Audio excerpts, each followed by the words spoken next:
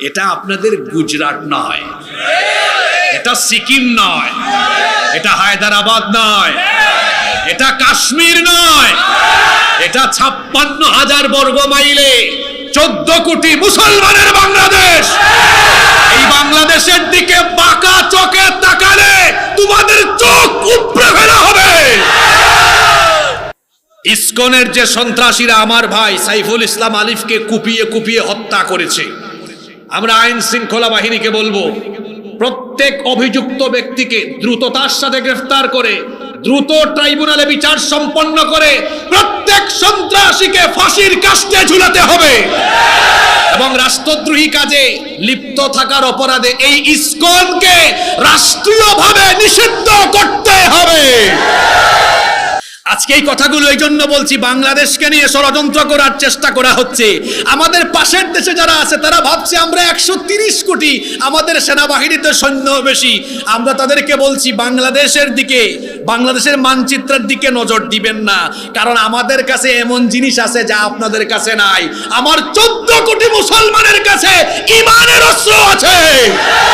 এই ঈমানি চেতনায় বলিয়ান হলে পরে আমাদের সামনে কেউ দাঁড়াতে পারবে না। যে ফেরাউনের দল আগস্ট মাসে বাংলাদেশ থেকে বিতাড়িত হলো, তাদের কাছে অস্ত্র ছিল কম না বেশি? আর আমার তরুণ যুবক, আমার ছাত্র ভাইদের কাছে কোনো অস্ত্র ছিল? নিরস্ত্র মানুষদের কাছে তারা পরাজয় বরণ করতে বাধ্য হয়েছে। সুতরাং সাবধান করছি, আগের ফেরাউনরাও পারে নাই, সামনে কেউ দাঁড়ালে আগামীতে কেউ আসতে কেউ টিকতে পারবে না।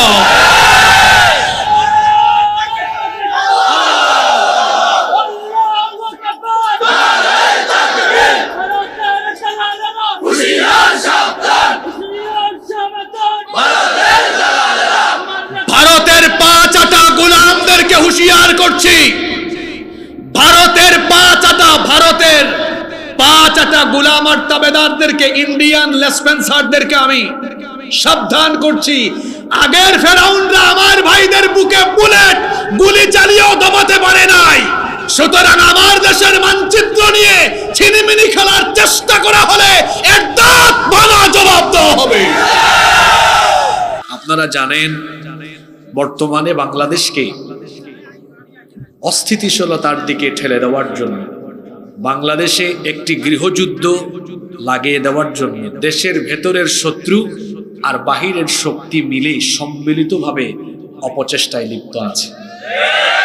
আপনারা জানেন একটি উগ্রবাদী, জঙ্গিবাদী, চরমপন্থী সংগঠন আমাদের দেশে ইতিমধ্যে দাঙ্গা লাগানোর জন্য উতলা হয়ে উঠেছে। এর নাম হলো ইসকন। তারা মিডিয়ার সামনে এসে বলে আমরা আমাদের দাবি আদায়ের জন্য কাজ করছি। আমি বলি কি, সুখে থাকতে ভূতে কিলায়।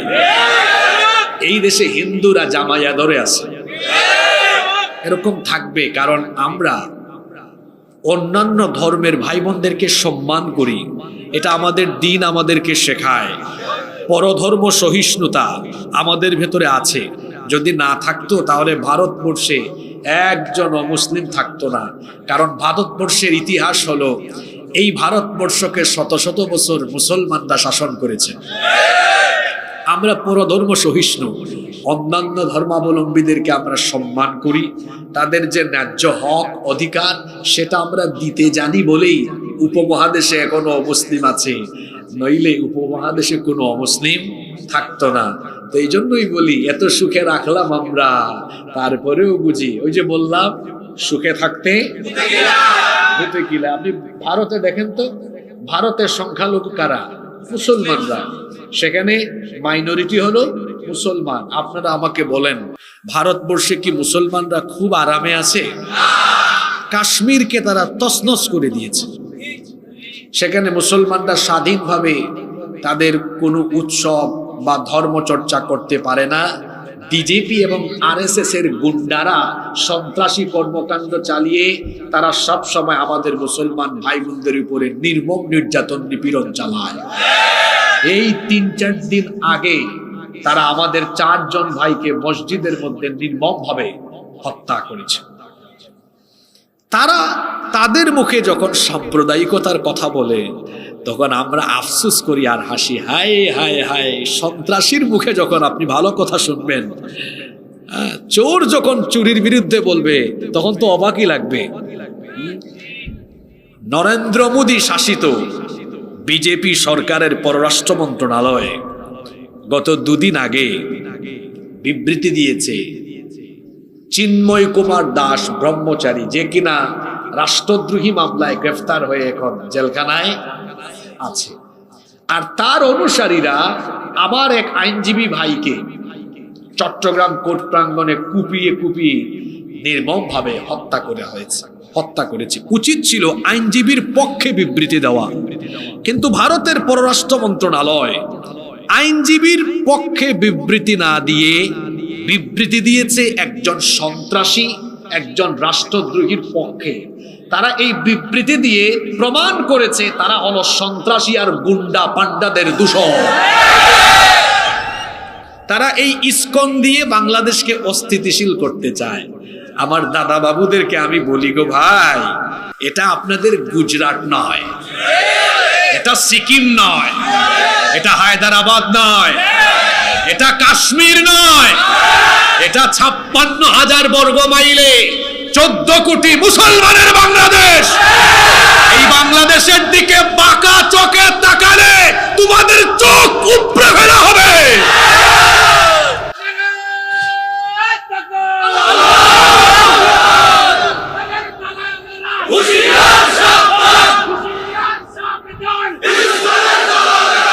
ওই যে একটা রিপাবলিক বাংলা চ্যানেল আছে, এক লোক ব্যাঙের মতো খালি লাফায়, তার নাম কি জানি ভুলে গেছি আমি, ময়ূর না কি জানি না, কি জানি এরকম কিছু, ময়ূক না কি জানি নামটা, দেখছেন খালি লাফায়, যে খুব দৌড়ে যায়, তারপর বাংলাদেশের মানচিত্র দেখায় বলে এই চট্টগ্রাম।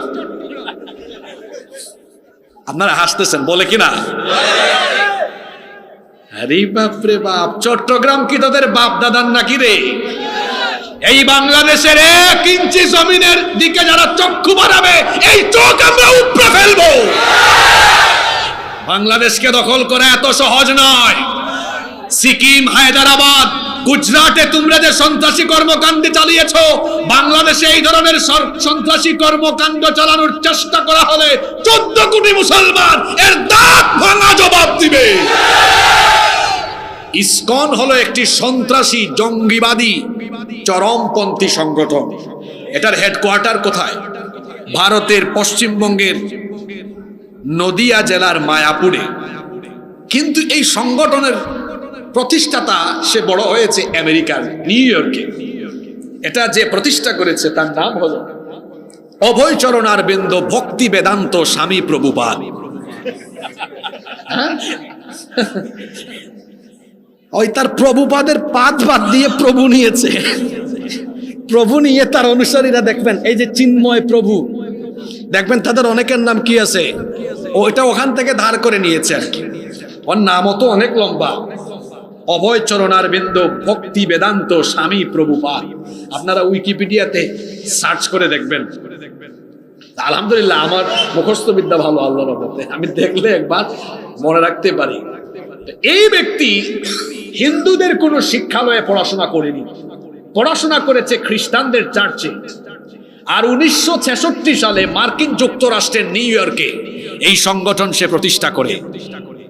এটাকে বলা হয় একটি হিন্দু ধর্মীয় সংগঠন, কিন্তু যে ব্যক্তি প্রতিষ্ঠা করেছে সে কোনো হিন্দু শিক্ষালয়ে পড়াশোনা করে নাই। যদিও এটি হিন্দু লেবাসধারী সংগঠন, কিন্তু মূলত এটি ইহুদিদের নিয়ন্ত্রিত একটি সংগঠন। এদের মূল চেতনা কি জানেন? আজকে শোনেন, আমরা তো গত 15-20 বছর ধরে আমরা আমাদের উস্তাদরা বলে আসতেছেন ইসকনের ব্যাপারে আপনারা সতর্ক হন নাই। এখন সতর্ক হওয়ার সময় এসেছে। জেনজির ছেলেরা এগুলো বেশি জানতে হবে। এখানে আলফা জেনারেশনও কিছু বসে আছে, এদেরকেও জানতে হবে। এই যে এই সংগঠনটি, এদের মূল চেতনা কি জানেন? পৃথিবীকে মুসলমান মুক্ত করো। তাদের কাছে গু হত্যা মহাপাপ, কিন্তু প্রাণী হত্যা, মানুষ হত্যা মহাপুণ্যের কাজ। কথা বুঝেন নাই? ওরা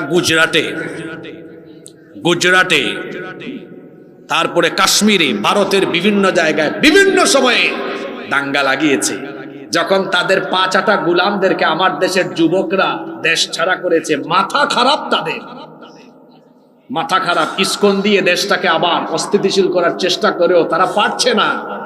ওরে বাপ রে বাপ, 3 দিন আগে শুনলাম কলকাতার কয়েক দাদা বাবু বলতেছেন সীমান্ত অবরোধ করে ফেলবো। তো অবরোধ করে ফেল, তাতে আমাদের কি? অবরোধ করে ফেললে আমাদের কি? আমি কথা শেষ করি। অবরোধ করে ফেল, তাতে আমাদের কি? তোদের পণ্যের সবচেয়ে বড় কাস্টমার বাংলাদেশে। বাংলাদেশে তোদের ব্যবসা বাণিজ্য বন্ধ হলে এমনি তোদের টয়লেট নাই, আরো যে কত কিছু হারাবি তুরাই ভালো জানিস। স্যানিটাইজেশন ব্যবস্থা এদের কি না ভালো না, নাই তোদের এমনি টয়লেট। আর উল্টা যদি তোদের ব্যবসা বাণিজ্যের সবচেয়ে বড় কাস্টমার বাংলাদেশ, সেখানে তোদের পণ্য তোরা পাঠালে কি আর না পাঠালে কি? আচ্ছা, আপনাদের এখানে আশেপাশে কোনো বাজার আছে? বাজারের নাম কি? হ্যাঁ, আরে বাবা কি নাম, বক্সগঞ্জ বাজার। ঠিক আছে, বক্সগঞ্জ বাজারে এক দোকানদার আপনাকে পণ্য দেয় না, তো আপনি কি বসে থাকবেন নাকি? আপনি আরেক দোকান থেকে আনবেন, পয়সা থাকলে যে কোনো দোকান থেকে আপনি আনতে পারবেন। কি হুমকি দেয়! আরে বাপরে বাপ, তারা কি আমাদেরকে ভিক্ষা দেয় নাকি? টাকার বিনিময়ে তুমি আমার সাথে বাণিজ্য করো, তো তোমার বাণিজ্য বন্ধ করলে তাতে আমার কি? তুমি যদি বাংলাদেশের সাথে বন্ধুত্বপূর্ণ সম্পর্ক রাখো, আমাদের কোনো অসুবিধা নাই, কিন্তু দাদাগিরি আর প্রভুগিরি যদি দেখাতে আসো, বরদাস্ত করবে না দেশের মানুষ। ইসকনের যে সন্ত্রাসীরা আমার ভাই সাইফুল ইসলাম আলিফকে কুপিয়ে কুপিয়ে হত্যা করেছে, আমরা আইন শৃঙ্খলা বাহিনীকে বলবো, প্রত্যেক অভিযুক্ত ব্যক্তিকে দ্রুততার সাথে গ্রেফতার করে দ্রুত ট্রাইব্যুনালে বিচার সম্পন্ন করে প্রত্যেক সন্ত্রাসীকে ফাঁসির কাস্টে ঝুলাতে হবে এবং রাষ্ট্রদ্রোহী কাজে লিপ্ত থাকার অপরাধে এই ইসকনকে রাষ্ট্রীয়ভাবে নিষিদ্ধ করতে হবে। যুবক ভাইদেরকে বলবো, আপনাদেরকে সচেতন হতে হবে। এই বাংলাদেশ রক্ষায় আপনাদেরকে সচেতন হতে হবে, কারণ স্বাধীনতা অর্জনের চেয়ে স্বাধীনতা রক্ষা করা বড় কঠিন। শহীদ আবু সাইদ, শহীদ মীর মুগ্ধ এবং আরো অন্যান্য শহীদদের তাজা রক্তের উপর দিয়ে আমরা এই ফ্যাসিবাদ মুক্ত, জুলুম মুক্ত বাংলাদেশ পেয়েছি। এই বাংলাদেশ আমরা কারো হাতে, কোনো জালিমের হাতে আর সুপর্দ করব না ইনশাআল্লাহ। আপনাদের কষ্ট হচ্ছে নাকি? অনেকে জায়গা না পেয়ে দাঁড়িয়ে আছেন। আল্লাহ তুমি দেখো, যারা তোমার কোরআনের জন্য এত কষ্ট করে দাঁড়িয়ে আছেন, আল্লাহ তুমি সাক্ষী থেকো, এই কোরআনের মাহফিলে যারা আজকে দাঁড়িয়ে থাকলেন, যারা কষ্ট করে আসলেন, এই মাহফিলকে তুমি কিয়ামতের দিন আমাদের নাজাতের ওসিলা বানিয়ে দিও। আজকে যুবকদের উদ্দেশ্যে বেশ কিছু কথা বলবো, তাই বলে কি আমার চাচারা, আমার বাবারা রাগ করবেন নাকি? আচ্ছা, আমার যুবক ভাইয়েরা, এরা কারা? এরা তো আপনাদের ছেলে, আপনাদের নাতি। এরা যদি ভালো হয়ে যায়, দিনের পথে আসে, এতে আপনারা খুশি না বেজার? সম্মানিত উপস্থিতি, আমার প্রিয় নাঙ্গলকোটবাসী, মানুষের জীবনে 5টি পর্যায় আছে: শিশুকাল, কৈশোরকাল, যৌবনকাল, প্রৌঢ়কাল, মানে আধা বুড়া, আধা পাকে আধা পাকে না, এটাকে বলে প্রৌঢ়কাল, তারপরে বৃদ্ধকাল। এই যে মানুষের জীবনে 5টি কাল আছে: শিশু, কিশোর, যুবক, তারপরে প্রৌঢ়, তারপরে বৃদ্ধ। একেবারে মাঝখানে আছে কোন কাল? যৌবনকাল। কোন কাল? এর আগেও 2টা দুর্বল কাল, পরেও 2টা দুর্বল কাল। এই যৌবনের সময়ে, আচ্ছা, মানুষের শরীরে সবচেয়ে বেশি শক্তি সামর্থ্য থাকে কোন বয়সে? যৌবন বয়সে। এই জন্য যৌবনকালকে কি বলা হয় জানেন? Youth is called the golden season of human life. যৌবনকালকে মানুষের জীবনের স্বর্ণালী সময় বলা হয়। আবার আল্লামা ইমাম কুরতুবী রহমতুল্লাহ আলাইহি তিনি যৌবনকালকে কচু পাতার পানির সঙ্গে তুলনা করেছেন। আপনাদের এলাকায় কচু গাছ আছে না? কচু পাতায় দেখবেন পানি পড়লে এই পানি বেশিক্ষণ থাকে না, এই পানি টলমল টলমল করে যে কোনো মুহূর্তে এটা পড়ে যাওয়ার সম্ভাবনা আছে। যৌবনকালকে তিনি কচু পাতার পানির সাথে এজন্য তুলনা করেছেন, আসলে মানুষের যৌবনকাল সবসময় রিস্কের ভেতরে থাকে, কারণ আমাদের চারপাশে আমার চরিত্র নষ্ট করার উপাদান কম না বেশি। যদি কোনো একটা আমাকে গ্রাস করে ফেলে, কচু পাতার পানির মতো আমার যৌবন শেষ হয়ে যেতে পারে। এজন্য যৌবনকালের ব্যাপারে সচেতন থাকতে হয়। এই সময়ে মানুষের শরীরে শক্তি সামর্থ্য বেশি থাকে। যদি কেউ এটা সঠিক ব্যবহার করে, তার কেরিয়ার উন্নত হবে, চরিত্র ভালো হবে, দুনিয়া আখিরাতে ওই যুবক সফলকাম হয়ে যাবে ইনশাআল্লাহ। আর কেউ যদি এই যৌবনকালের অপব্যবহার করে, যৌবনকালে গাফেল হয়, তামাশা করে, রং ঢং করে, যা মন চায় তাই করে, রং তামাশা দুনিয়ার নেশায় মত্ত হয়ে যায়, তার কেরিয়ার নষ্ট হবে, তার দুনিয়া ধ্বংস হবে, আখিরাতে ক্ষতিগ্রস্ত হয়ে যাবে। এজন্য যৌবনকালে সচেতন থাকতে হবে সবচাইতে বেশি, কারণ এই যৌবনকাল মানুষের জীবনের সবচাইতে গুরুত্বপূর্ণ সময়। এটা টার্নিং পয়েন্ট, এটা হচ্ছে সবচাইতে গুরুত্বপূর্ণ টাইম। যেহেতু এই সময়ে মানুষের শরীরে শক্তি থাকে বেশি, সামর্থ্য থাকে বেশি, এই জন্য কিয়ামতের ময়দানে আমরা যখন আল্লাহর সামনে দাঁড়াবো, এই যৌবনকালের ব্যাপারে স্পেশালি যিনি আপনাকে আদালতের কাঠগড়ায় দাঁড় করিয়ে আপনাকে এই সময়ের ব্যাপারে জিজ্ঞাসা করবেন, জোরে বলেন তো তিনি কে? এই জন্য যৌবনকালকে হেলায় খেলায় নষ্ট করা যাবে না। তামাশা করে, রং ঢং করে নিজের যৌবনকে নষ্ট করে দেওয়া যাবে না, কারণ এই যৌবনের হিসাব কিয়ামতের ময়দানে যার সামনে দেওয়া লাগবে, গলার আওয়াজ বড় করে সবাই বলেন তিনি কে? তিরমিজি শরীফের বর্ণনায় হাদিস এসেছে, আন ইবনে মাসউদ রাদিয়াল্লাহু আনহু قال قال النبي صلى الله عليه وسلم, আব্দুল্লাহ ইবনে মাসউদ রাদিয়াল্লাহু আনহু হাদিসটি বর্ণনা করেছেন। তিনি বলছেন, নবী করিম সাল্লাল্লাহু আলাইহি ওয়াসাল্লাম বলেছেন, লা তাজুলু কদামা ইবনি আদম মিন ইনদি রাব্বিহি হাত্তা ইউসআলা আন খামসিন। কিয়ামতের দিন আল্লাহর সামনে মানুষ যখন দাঁড়াবে, 5টি প্রশ্নের জবাব না দিয়ে আল্লাহর কোনো বান্দা এক কদম নড়ার সুযোগ পাবে না। 5টি প্রশ্নের উত্তর দিতে পারবেন না যতক্ষণ, এক কদমও আপনি নড়াতে পারবেন না ততক্ষণ। জোরে বলেন তো কয়টা প্রশ্ন? 1 নম্বর প্রশ্ন করা হবে, আন উমরিহি ফিমা আফনাহু। হে আমার বান্দা, তোমাকে যে আমি এত লম্বা হায়াত দিলাম, তোমার জীবন তুমি কিভাবে কাটালে, কোথায় কিভাবে অতিবাহিত করলে, গোটা জীবনের হিসাব যার কাছে দেওয়া লাগবে তিনি কে? 2 নম্বর প্রশ্ন করা হবে, ওয়া আন শাবাবিহি ফিমা আবলাহু। হে আমার বান্দা, তুমি তোমার যৌবনকাল কোথায় কিভাবে কাটিয়েছো? নাচ গান তামাশা রং ঢং করে, মেয়েদের পিছনে ঘুরঘুর করে, ফেসবুক ইন্টারনেট ইউটিউব চালিয়ে তামাশা করে করে তুমি কি তোমার যৌবন কাটিয়েছো, নাকি আল্লাহর আনুগত্যের পথে যৌবন পরিচালিত করেছো? গোটা যৌবনের হিসাব যার কাছে দেওয়া লাগবে, জুড়ে বলেন তিনি কে? আল্লাহ। 3 নম্বর প্রশ্ন করা হবে, ওয়া মালুহু মিন আইনা কাসাবাহু। ধন সম্পদ কোথা থেকে উপার্জন করেছেন?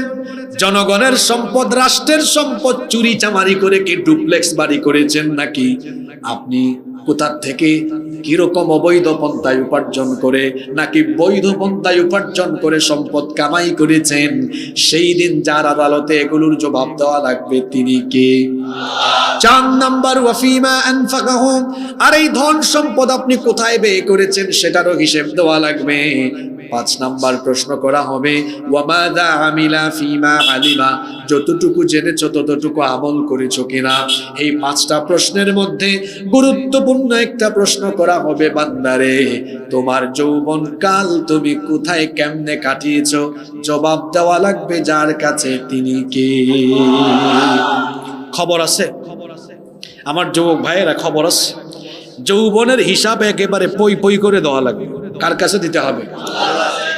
এজন্য নবীজি আপনাদেরকে বলেছেন, ইগতানিম, গনিমত মনে করো, খামসান ক্বাবলা খামসিন। 5 জিনিস তোমার, 5টি জিনিসকে তুমি গনিমত মনে করো। 1 নাম্বার, হায়াতাকা ক্বাবলা মাউতিক। মৃত্যু আসার আগে জীবনকে গনিমত মনে করে জীবনকে কাজে লাগাও। কেউ যদি জীবনকে কাজে না লাগায়, হায়াতকে কাজে না লাগায়, কিয়ামতের দিন আফসোস করে বলবে, ইয়াকুলু ইয়া লাইতানি কদ্দামতু লিহায়াতি। হায় আফসোস, আমি যদি দুনিয়ায় আমল করে আমল পাঠাতাম, দুনিয়ায় যদি কাজে লাগাতাম, তাহলে আজ আমি বেঁচে যেতাম। আহারে আমাদের জীবন হলো এমন, এর নাই কোনো ওয়ারেন্টি, নাই কোনো গ্যারান্টি। আজকে হলো 1 ডিসেম্বর 2024, আগামীকাল 2 ডিসেম্বর আমার হায়াত আছে।